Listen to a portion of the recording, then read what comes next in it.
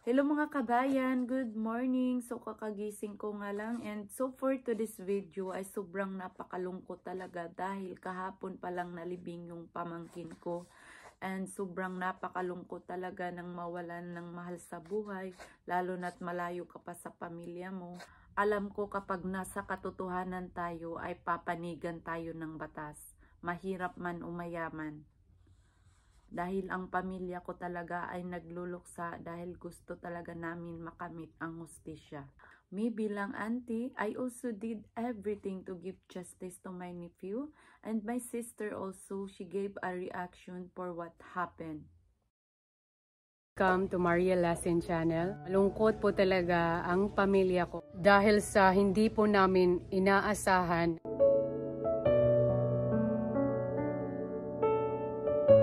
Pumanaw na po ang pamangkin ko po. Narapitol po ito dahil sa reklamo ng kapatid ko kung ano po ang dahilan kung bakit namatay po ang pamangkin ko. Matay po siya dahil pinagbugbog po siya ng 10 tao.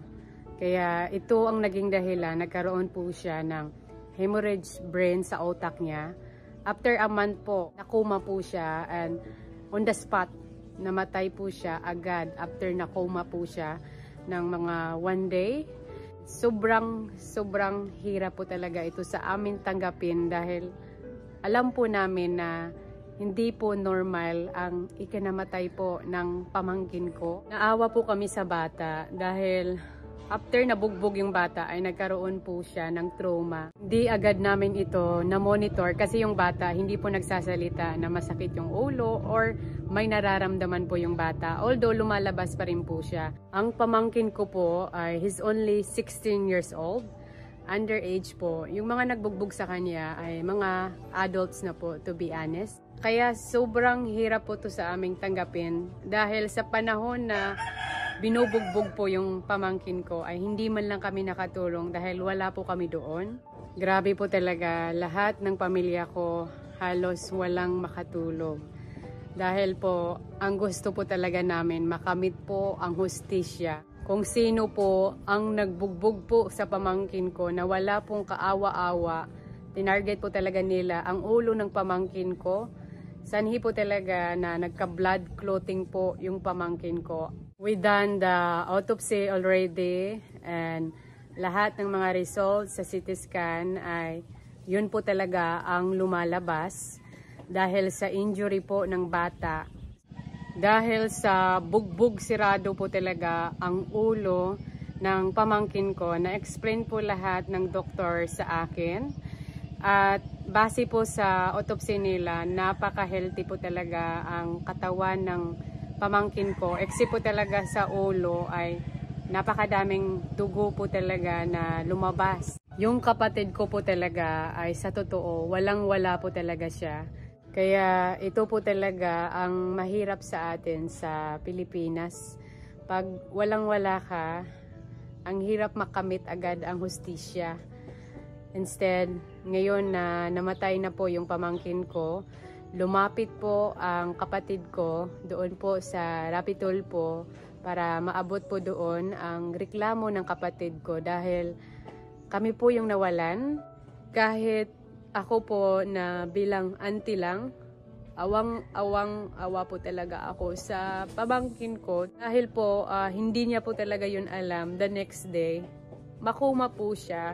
Alam niyo po guys, akala po talaga namin natutulog lang siya at kahit anong gagawin po talaga namin para gisingin yung bata, hindi po talaga gumigising. Siyempre guys, hindi po talaga kami yun aware na may dugo pala sa ulo niya, kaya nakoma siya. Kaya very relaxing lang kami, ginigising namin yung bata, kain na tayo, ganon. Tapos after mga half an hour to 1 hour, we know there is something wrong dahil nakikita kasi namin yung kamay niya ay panay move pa rin at saka yung legs niya. Kaya hindi talaga namin yun iniisip na yung bata ay nakoma. And then, nung tinitingnan namin po palagi yung mga move ng bata ay parang repeating, kumbaga parang na-stroke. And doon na po talaga nagpanic yung pamilya na may something wrong na po talaga sa kilos ng pamangkin ko. Kaya dali-dali po talaga kami, pumunta kami sa hospital dito po sa Siargao Island, Indapa. And doon po sinabi ng doktor sa amin na yung pamangkin ko, he is in coma at super na-shock po talaga kami. And napasitiskan agad yung bata at doon sinabi po ng doktor na may dugo po na pumutok po sa utak niya kaya hindi na po siya makagising. So, in-interview po kami ng doktor, nabugbog po ba itong bata? At doon po namin nabanggit, yes po, nabugbog yung bata a month ago. 1 month ago po talaga nabugbog yon at doon po napagtanto po ng doktor. At sabi ng doktor, dahil may dugo po sa ulo niya doon sa my brain, ay kailangan po siyang paoperahan ASAP. Which is probably kailangan naming pumunta agad sa Davao. So, nangyari po yon July 27. And the plan po by July 28, early in the morning, ay pupunta po kami agad sa Surigao City at baka madala namin agad dito sa Davao. So, lahat po ay nag-prefer para in the morning ay sasakay na po ng lancha. But by 3 AM, my nephew po ay he passed away.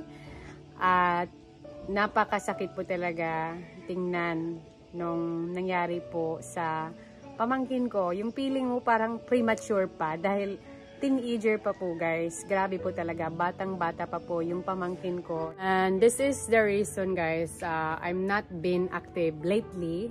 Dahil namatayan po kami, lahat ng kapatid ko, pamilya ko ay nagtutulungan po kami doon sa Lamay.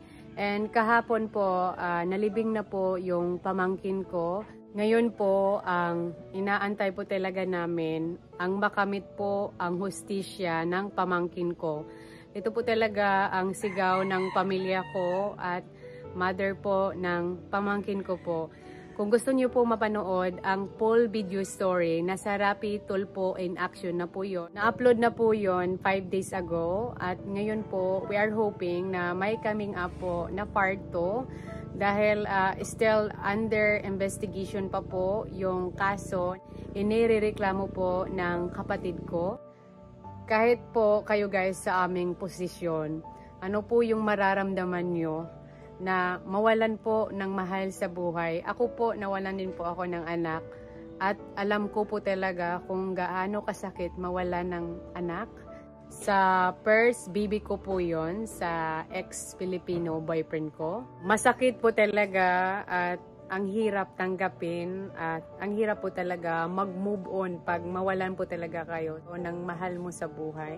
What more po ang mas masakit na namatay yung bata dahil sa bugbog. Nagtutulungan po siya 1 versus 10 ay wala po talagang magawa yung bata. Actually, 6 na suspect lang yung nakuha. Kahit po yung mga tatay ay involved po sa pagbugbog sa pamangkin ko, ang sakit lang po talaga pakinggan dahil supposed to be tayo mga adults, mga tatay, tayo po ang gagabay, magdisiplina.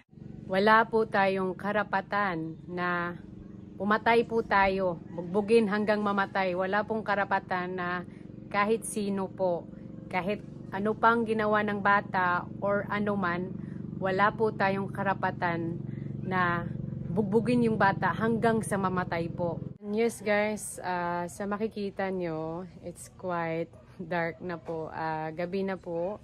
And at least I share you guys kung anong nararamdaman po ngayon ng pamilya ko ay malungkot po talaga. Kahapon lang nalibing at ngayon ay nagaantay po talaga kami ng hustisya. So super naging busy po talaga ako, to be honest.